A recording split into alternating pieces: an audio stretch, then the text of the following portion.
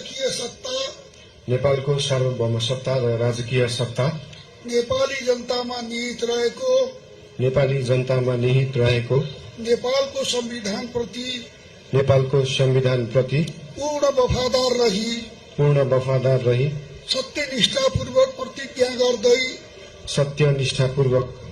गर्दै ईश्वर, देश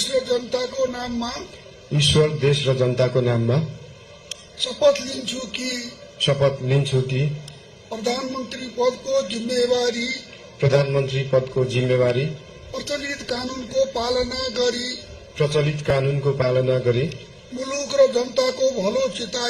मुलुक र जनताको भलो चिताई कसैको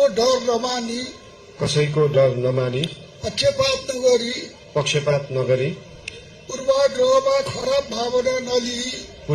वा खराब भावना नलिई ईमानदारीका साथ गर्नेछु र आफ्नो कर्तव्य पालनको सिलसिलामा आफूलाई जानकारीमा आएको कुरा म पदमा बहाल रहँदा वा नरहँदा जुनसुकै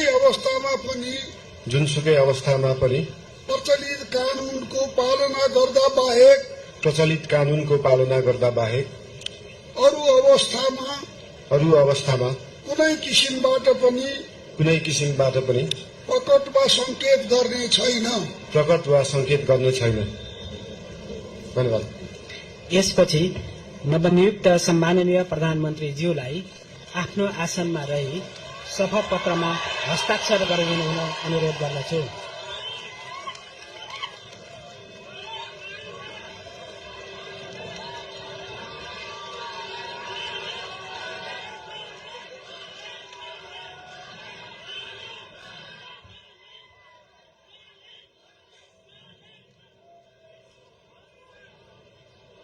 सम्माननीय प्रधानमन्त्री श्री बालेन्द्र शाहज्यूबाट प्रधानमन्त्री पदको पद तथा गोपनीयताको शपथ लिने काम सम्पन्न भएको छ।